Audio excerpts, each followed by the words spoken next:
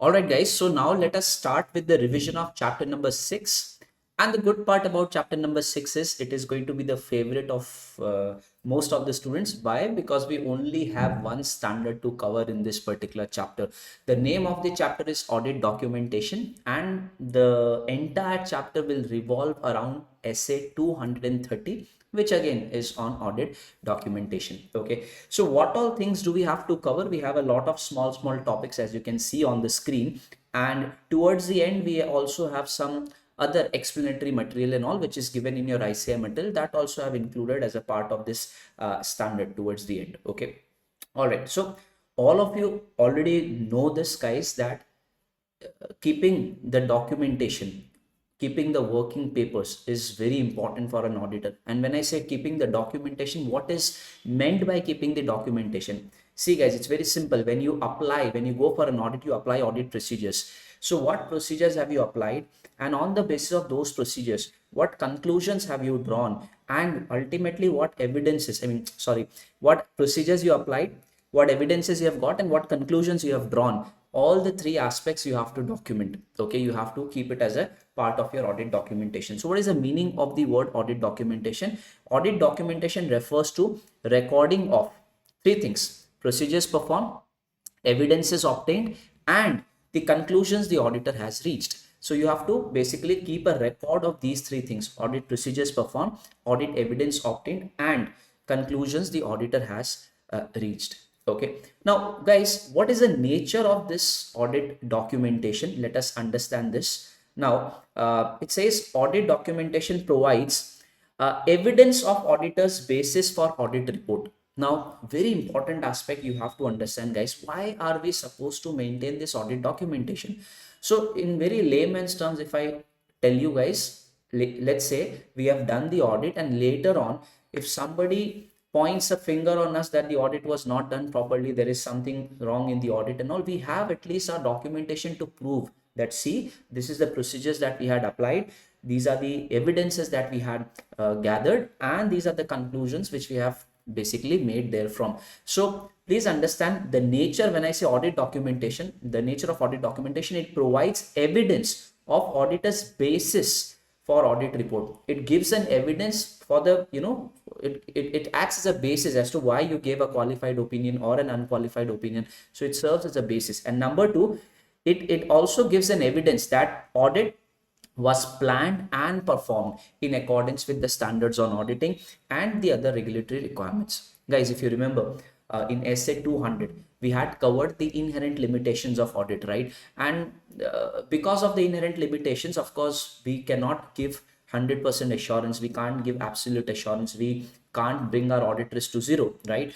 And even if we do the audit, there would be certain misstatements in the financial statement. There might be some misstatements in the financial statement. But then, whether you did the audit properly or not, whether you followed the regulatory requirements or not, if somebody later on again points a finger upon us, we will be in a position to show, see, that we have applied all the procedures, we have complied with all the standards on auditing. So understand, audit documentation, guys, it will serve as an evidence for two things: the basis of your audit report, and secondly, whether you did the audit in accordance with, you complied with the standards on auditing or not, whether you have followed all the legal requirements or not. Okay, all right. Then, guys, perhaps if you are able to prove that you did the audit in accordance with standards on auditing, you have complied with all the legal regulatory requirements, and thereafter, despite that, some fraud has happened in the company, then it's not your responsibility, guys, because the inherent limitations of audit would save you. They would save you only when you are able to prove that you did the audit properly, you were not negligent in doing the audit. And these documentation that we maintain are going to be the only proof to probably show this, right? Hence, audit documentation is very, very important. Okay, now one thing that I would want to discuss here, I should have discussed this along with the concept of the meaning. You have to understand this, guys, that audit documentation has to be maintained on a timely basis. As and when we progress with the audit, we have to maintain the audit documentation. Why? Because if you think that, okay, once I am done with audit and then I am going to jot down everything in as a part of my documentation, you might miss out on a lot of things. Okay, you might forget some things. So it is better that as and when you proceed with the audit, you should be documenting. Okay, all right. Now, apart from the nature of audit documentation, guys, we also have a topic to cover with respect to what are the different purpose of uh, having the audit documentation. Okay, and we have got six purposes basically why do we maintain audit documentation. What are the reasons, guys? Number one, guys, what happens is when you have a proper audit documentation, when you have a proper audit plan, basically it will help you in planning and performing the audit, better planning and performance of the audit. So when you note down things, okay, it will help basically in proper planning and then also in performance of audit. Now, I always tell this in my regular lectures that, guys, if let's say you happen to be an article, you have recently joined the CA firm, and then I call you in my cabin and I want you to go to an audit, and then I give all the instructions to you verbally for let's say 40-45 minutes, that for fixed assets you have to check this, for land and building you have to do this, for inventory you have to do this, like this, and I'm just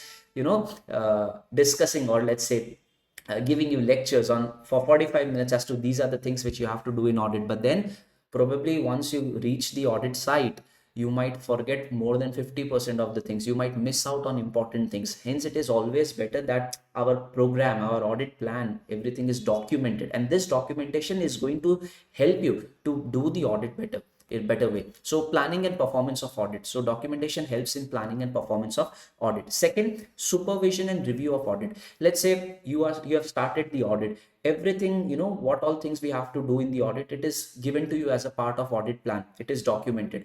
Now when you're doing the audit, if you come across certain issues, you might take a note of the issues, and when your engagement partner again goes to the site, or you can discuss with the engagement partner, whatever resolution, whatever solution he gives to the issue, you may even take a note of the same. So what happens is, with audit documentation, the engagement partner is also in a position to do better supervision and review of audit.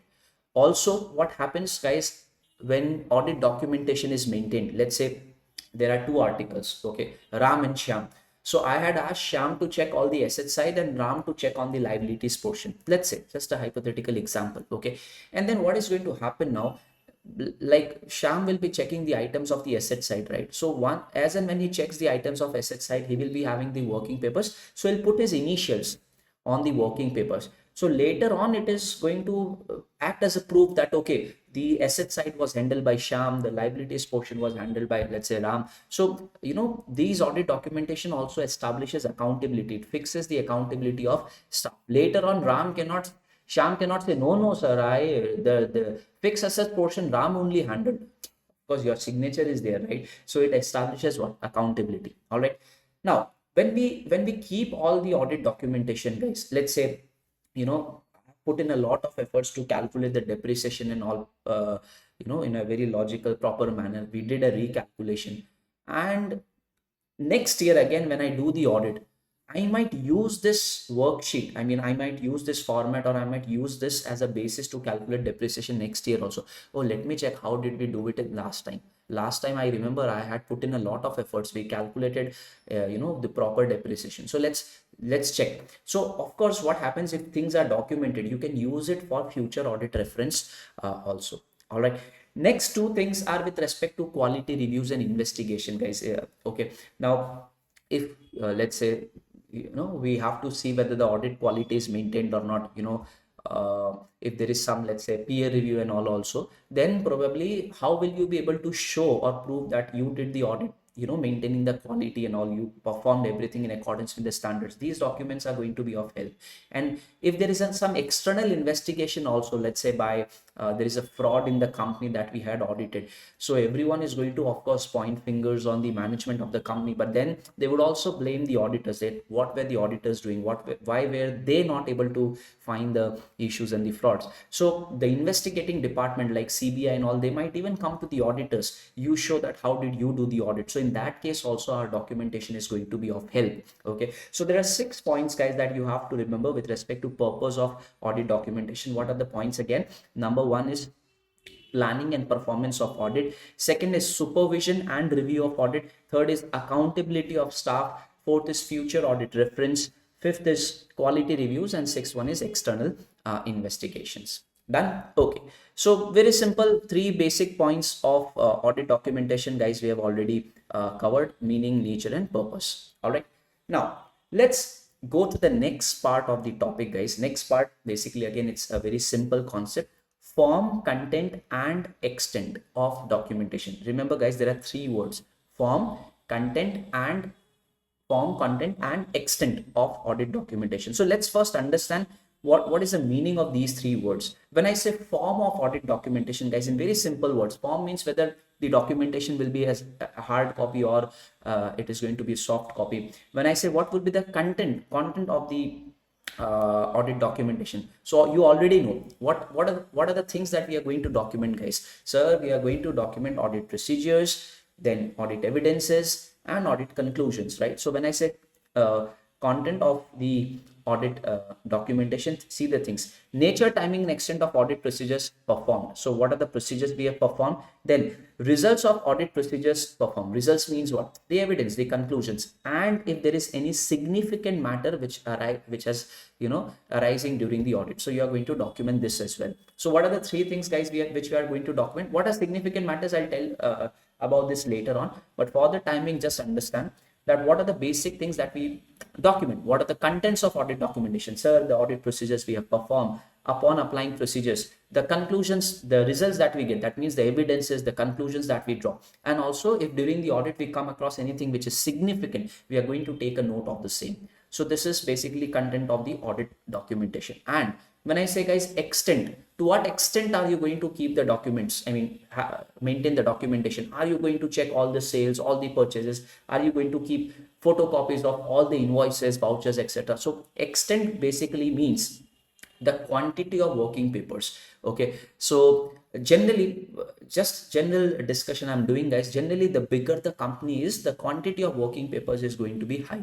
Okay, so these are the three words. I hope it is clear to you: form, content, and extent. Now the main topic that we have to cover from this part of the chapter is basically what are the factors affecting the form, content, and extent of audit documentation. Three words we have to cover, guys. What are the factors affecting the form, content, and extent of audit documentation? Okay, so this, please mark it as a important question. Okay, now on what basis will what are the factors basically which will affect the form, content, extent of audit documentation? In simple words, number one, guys, very important question: size and complexity of the entity. I mean, I told you this: the bigger the entity is, the more complex the function of the enterprise is, the chances that the quantity of document would be high. I mean, the extent of documentation will be a lot more. So number one factor which is going to impact your form, content, and extent of working papers or audit documentation is size and complexity of the entity. Okay, then next is identified risk of material misstatements. Identified risk of material misstatements: the, let's say, the more misstatements we identify, then probably identified risk of material misstatement. If the risk of material misstatement is more, you will have to do more procedures, right, to bring down the overall audit risk. So you have to perform more audit procedures, and when you perform more audit procedures, of course your documentation is going to increase, because all of you know this, that what all things are, guys, included in as a part of our documentation: procedures, evidences, conclusions. So in case, let's say, we have identified that there is a risk of material misstatement, high risk of material misstatement, you will have to extend the nature, timing, and extent of your further audit procedures, and hence, of course, your documentation is also going to increase. Okay, so after ROMS, I told you nature of audit procedures. Now also what kind of audit procedures you apply or use, of course, then this also is going to have an impact on the form, content, and extent of the working papers. Now when I say nature of audit procedures, okay, guys, let me put it in this way. Now let's say we are vouching. Okay, we are checking the purchases, and there are 5,000 purchase transactions. There are 5,000 purchase transactions, and I have done sampling, and I have chosen, let's say, 100 purchase transactions. Okay, so I'm checking all the documents with respect to the purchases. So it may be the invoices, we might be checking with the GST returns, etc., a lot of other things. Okay, now, so for each transaction that you check, it would be okay, guys, maybe if you just keep a note of the voucher numbers that you have checked. You don't have to keep a photocopy of all the vouchers, all the documents that you have actually checked. Okay, so it depends on the type of procedures that you apply. However, let's say, guys, sometimes what happens, uh, let's say there is some uh, order by the court, okay, against the company. There is an order by the court against the company, let's say.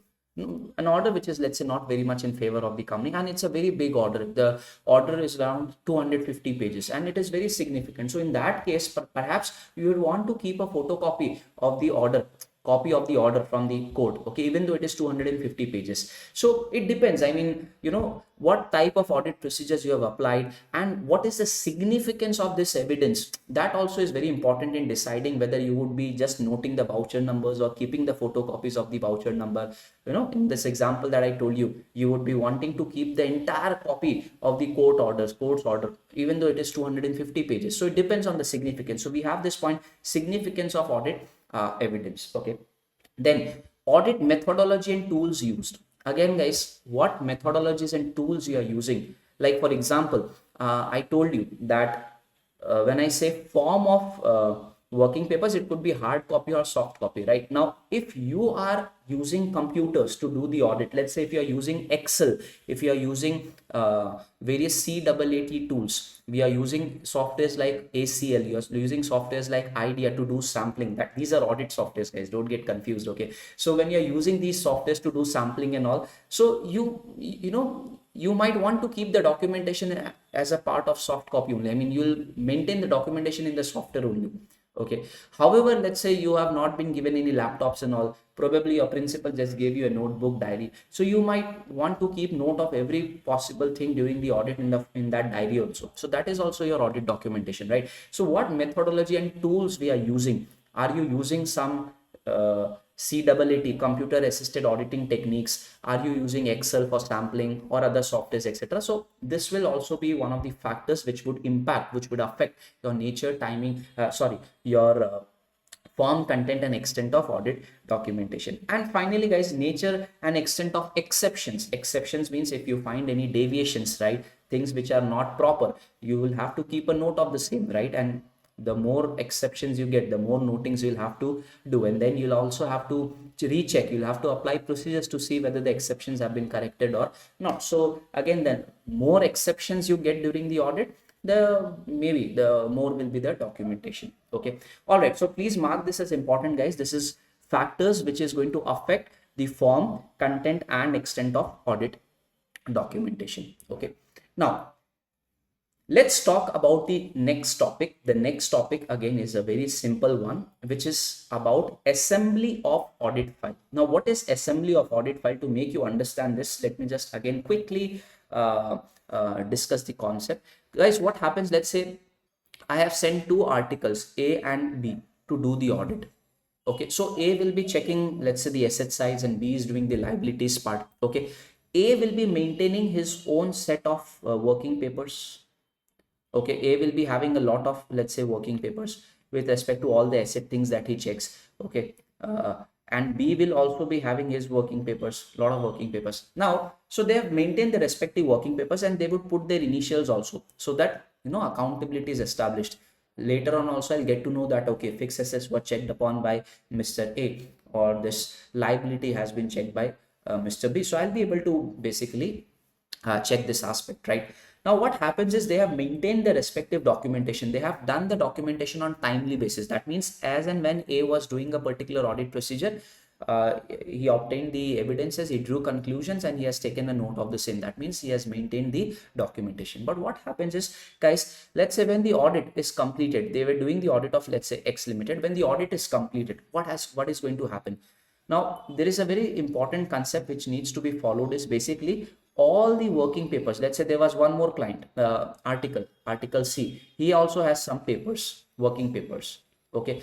Now, what happens is all these working papers need to be properly maintained, right? So what we will do is all these working papers, they are going to bring it together. Okay. And they are going to put it in a file, and they'll probably file it like this. Okay, so it will contain working papers from A, B, C, etc., and they will put all the working papers now together in a file. We call this as audit file. Okay, and this process of bringing together all the working papers and then putting them into one file, it is called as assembling of audit documentation. Okay, so we have to learn about the concept of, if you see the chart, we have assembly of audit file. So let us quickly go through the concept of assembly of audit file. Okay, now what all things you have to cover here? First thing, you have to understand that audit documentation, or let's say working papers, should be assembled on a timely basis. So it says, yeah, you have to do the assembling also on a timely basis. Remember guys, the creation of documentation, the maintenance of audit working papers is also has to be done on timely basis. And they say that, okay, once you're done with your documentation, you put it in one single file also on a timely basis. And then SQC1 states that assembling should be done not more than 60 days after the date of audit report. So this standard only says it has to be done on timely basis, but then SQC1 has given a specific timeline that assembling of working paper should be completed not more than 60 days after the date of audit report. So after signing the date of audit report, we have a time that within 60 days we have to complete the assembly process. Okay, now one very important point which I feel may be asked in the exam is, you have to remember guys that this assembling of working papers, it's an administrative work. It's an administrative work, can be done by the office persons, etc. also. And because it's an administrative work, please understand guys that this would not mean that you can make changes in the working papers. I mean, when you're collecting all the working papers and putting them into one file, okay, which is audit file, you can't make changes in your working papers. Only changes which are, let's say, administrative in nature can be made. So we have a point here that assembly of audit file, guys, it's an administrative process. Let's understand this. It says completion of the final audit file post your auditor's report. It's an administrative process, it's an admin process, okay, and it does not involve. So SQC1 has given us a timeline that it needs to be done within, let's say, within 60 days of the issuance of auditor's report, right? Not later than 60 days, right? So after I have given the audit report, it would not, I mean, I'm, let's say, compiling all the working papers and putting them into one file. So this does not include procedures, new procedures. I don't have to perform any new procedures. It's merely an admin task. It says it does not involve new audit procedures or conclusions. Okay. And yes, however, you can make certain changes in the audit documentation, but they must be administrative in nature. I mean, let's say you have calculated depreciation. You can't just remove that page and recalculate depreciation and come up with some different values altogether, right? We can't do that because we have already issued our audit report on the basis of the previous working paper. So sir, what kind of changes can be made? So it's very simple. Only administrative changes could be made. Sir, please give us examples of administrative changes. Yes, very important topic. What could be the examples of the administrative changes that can be made? So guys, let's say if there are superseding documents, if let's say there are documents, let's say I calculated depreciation and there are 3 pages of calculation of depreciation. First 2 are rough.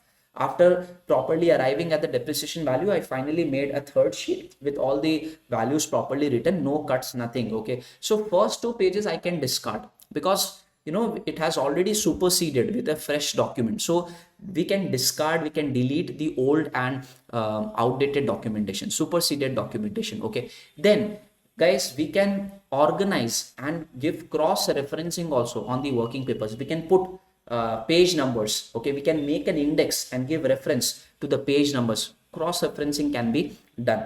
Third is basically we can make a checklist, guys, that whether the assembling work is proper or not. So whether papers have been collected from article A, yes, done. Article B, yes, done. Article C, yes, done. So when all the papers are collected, so whether it has been arranged in proper sequence or not. Let's say, for example, working papers with respect to assets first, then working papers with respect to liability. So this is admin work. Okay, so this can be done. You can even put an index in the first initial pages of your audit file. So signing off on a completion checklist related to file assembly. And next is documenting audit evidence obtained before the auditor's report date. Now guys, let's say you applied a procedure and then you saw let's say a particular ledger balance, okay, and you saw it in the system and it was okay. And then you asked them to give a printout of the ledger, and then somehow the printer was not working, but then you saw the figure in the system and you were okay with it, and then you gave your audit report also. But now because you had considered that ledger, you had checked the value of that ledger, you might take a printout later, you might ask the client to give a printout later and put it as a part of your audit documentation. Why? Because you had considered this evidence already while issuing your audit report, right? So you can add that evidence as a part of your, in your audit file. You had already considered it. Okay, so documenting audit evidence obtained before the auditors reported. If you come across something after the date of your auditor's report, it should not be a part of your audit documentation. So I feel, guys, this can be a really important question, that what all changes, what kind of changes can be made after the assembling of audit documentation is done, or during the assembling process. So remember, only admin changes, administrative changes can be made, and these are the examples. Fine. Okay. All right. So guys, with this, assembly of audit file is also over. Okay. So yes, we have covered meaning, we have covered nature of audit documentation, we have covered purpose, we have covered form, content, and extent. Assembly also of audit file is done. Now again, a very simple concept with respect to retention. All of you already know this, that once, guys, we make our working papers, we have to retain it for a period of not shorter than 7 years from the date of audit report. So auditor shall not delete or discard the assembled documents before the end of its retention period. And what is the retention period? It is it should not be shorter than 7 years from the date of audit report. Okay. All right. Next, guys, again, a simple one. All of you know this. We did cover this, in SQC 1 also, right? So the next is ownership. You all know who are the owners of the working papers, guys. The auditor himself will be the owner. So audit documentation is the property of the auditor. Audit documentation is the property of the auditor. And however, guys, we have a point. Can he, you have to answer with this, can he share the working papers with his client? Everyone, write in the chat box. Yes. Can he share his working papers with his clients? What do you think, guys? Padma says no. Pavi says yes, but not entirely absolutely right. Right, yes. So guys, it is up to me. It's my discretion. I can make some portions of my, from my working papers, I can make it available to the client. Let's say client comes and tells me, sir, can you give your audit working paper to us? Why do you need it? Sir, actually the depreciation calculation that you did, no, you it is in a very good format, so we want to take it so that later on next year we will prepare our depreciation calculation on the basis of that format. So kindly give that depreciation calculation format. So yes, if it is up to me, I mean, I can give one or two documents from it, because it doesn't make sense, guys. We shouldn't be giving the entire documentation, because documentation ultimately are the evidences, the procedures we have applied on this client only. So the evidence I have obtained from you only, right? So why do you even need this working paper, the entire working paper? So it's not a good thing that we give the entire working paper. But yes, sharing with the client, we can do it, but it says make portions of working paper available to the client, and it is up to the auditor's discretion. If he wants, he can make portions available to the client. Okay, now let's say some government authority has asked for the working papers. Okay, let's say the CBI comes and they want to check the working papers. What do you think, guys? Can I make it available to them? Or or will I have to say no, if I give it to you, I will basically violate the confidentiality principle that we had covered in essay 200. What should I do, guys? Do you remember? Yes, Jawahar, you are correct, unless it's a legal obligation. So if it is by a government authority, only if there is a legal obligation to do so, then we can share with the government authority. Okay. And what about, guys, sharing with third party? Can I got to know so much about your company while I was doing the audit. Can I go and share everything with a third party? The answer is no. Okay. But then let's say I have been given this example from since so many number of batches. Probably, let's say if I like your internal controls, and if I have a seminar to speak on internal controls, and with your permission, if you allow me, probably I want to quote your example of internal control in the seminar. If the client allows me, can I use? Of course, yes. Okay, client, sometimes the client will be, yes, sir, why not? You can use our example. It is good for us only, right? You're actually marketing us, you are actually doing our publicity, so they might feel like this, right? So they might allow. So the point is, can the audit documentation be shared with a third party? So only if the client permits. So let's say I have a flow chart of the stock control of a particular client, so I might show it as a part of my PPT and all, only with the permission of the client. Okay, all right. So ownership part is also over, and if you can see, guys, we are done with the standard. Okay, it's a very small topic, and we have covered this. Okay,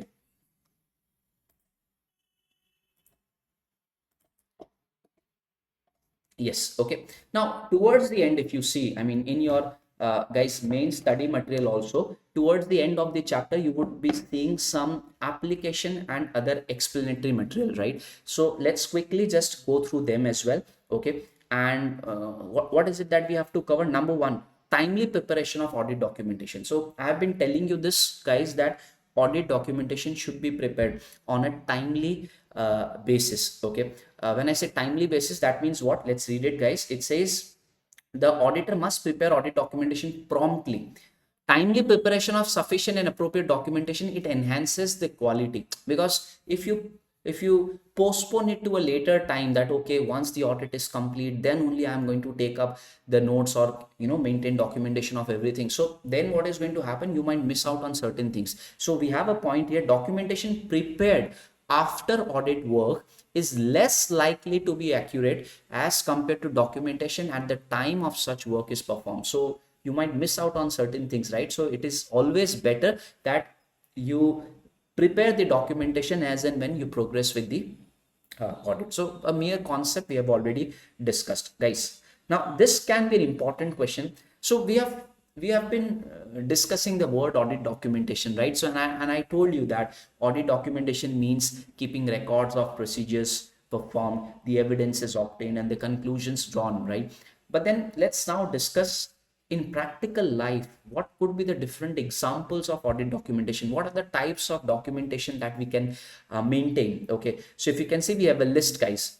One is audit program or audit programs are nothing, I mean, we are going to cover it in chapter number 2, audit strategy, planning and program. So but audit programs are what? Series of verification steps, okay, which we apply item wise. So for example, for land and building, what is it that we have to do? There is an audit program. Okay, first you have to do physical verification, then you have to check the valuation, and then you have to let's say check upon the ownership status, ownership aspect. So what all things we are going to do for one particular item of the financial statement, this is audit program. So audit program is also an example of audit documentation. Then all the analysis that we do, whatever issues that we come across during the audit, we'll take a note of it. So it can be called as issues memoranda. Okay, any significant matter that we come across during the audit, significant matters, what could be significant matters, I'll tell you with this aspect. Just wait for some time. But yes, we can just prepare a summary of all the critical significant matters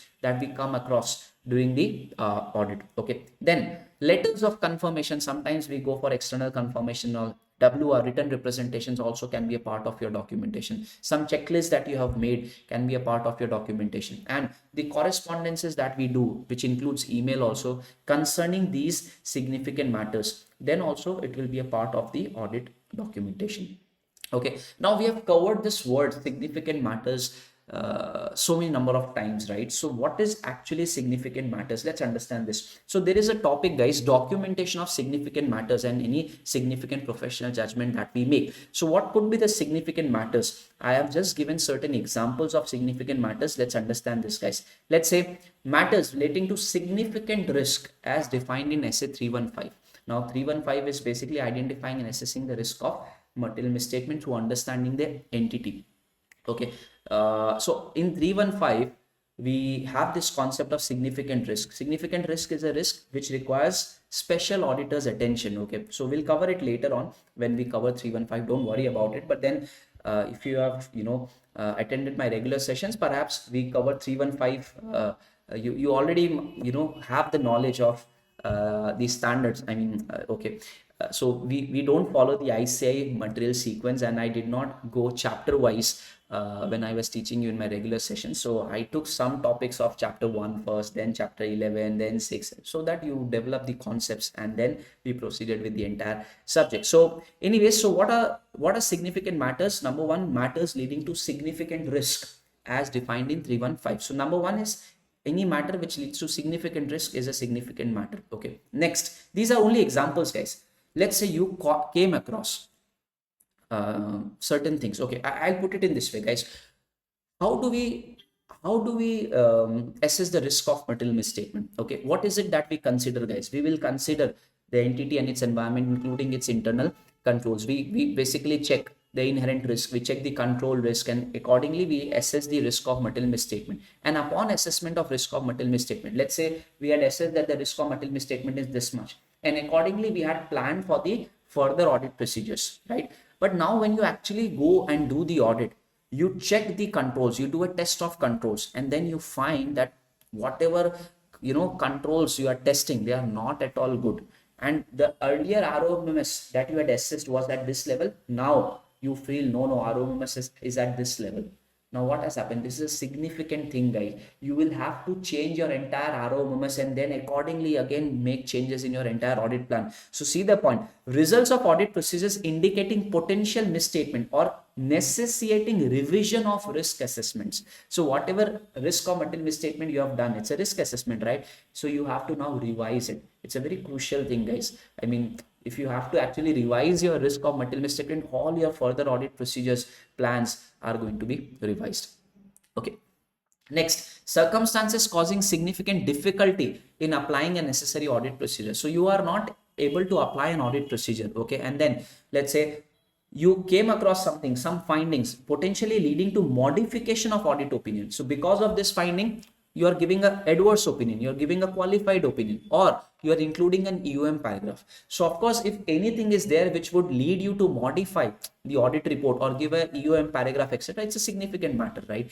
Anyways, guys, what will amount to significant is a matter of professional judgment. So I just went through, we just went through certain examples of significant matters. Again, I'm repeating, guys. Let's say matters which might give rise to significant risk, matters which might necessitate the change or revision in your risk assessment. Okay, circumstances which would pose difficulty in applying an particular audit procedure, or let's say some circumstances or some audit findings which led you to give modified audit opinion, or maybe if not a modified audit opinion, you expressed it in the EOM paragraph. So these are some examples of significant matters. Okay, all right, now the last part, if you see, guys, it is basically about completion memorandum. A small topic, completion memorandum. Now please understand, if at all you get this word in the exam, completion memorandum, the word seems very high-fi, but it is nothing but, guys, a summary of your audit documentation. It's a summary, okay, that you make. Now sir, why would we make summary? Again, in case of big companies, guys, the documentation might be huge, and the senior partners and all might not be in a position to go through the entire documentation. So it's important that in large and complex audits we prepare a summary. Sir, I only do an audit of small company, only 4 transactions are there, do I still need to prepare memorandum? Completion not required. So what is completion memorandum? Let's read the meaning. It says the auditor may find it beneficial to create a summary. So completion memorandum is nothing, guys, but summary. The auditor may find it beneficial to create a summary, also known as completion memorandum, as a part of audit documentation. So always remember, this completion memorandum will be a part of your audit documentation. It's not a separate thing. It's a part of your main audit documentation. Sir, what all things will be included in this completion memorandum? You will include description of significant matters. See, we have to give summary, right? So summary should include all important things. So number one is description of significant matters which you have identified during audit. Sir, what is significant matter? We just covered. No, what are the examples of significant matters? We have just covered, right? Okay, then explanation on how these matters were addressed. So how did you tackle, or how did you resolve that significant matter, and cross references to other relevant supporting audit documentation providing detailed information. So these are the things which might be there in your summary or your completion memorandum. Okay, now why are we supposed To maintain this completion memorandum, sir, it will facilitate effective and efficient review and inspection. Sir, I told you, in case of big companies, what is going to happen? The partner might not have time to go through, let's say, a lot of pages in the audit working files or working papers. So he would, it would be much more effective and efficient review if there is a completion memorandum, a summary. And of course, guys, it is particularly helpful for large and complex audits where there are numerous significant matters are involved. So just remember, guys, this concept of completion memorandum will be more useful in case of large and complex audits where there are a lot of significant matters or things in which require a lot of significant judgments as well. Okay, done. So if you see, guys, with this we have completed the entire chapter, including the application and other explanatory material. We have covered all the aspects of essay 230. That means chapter number 6 is now over.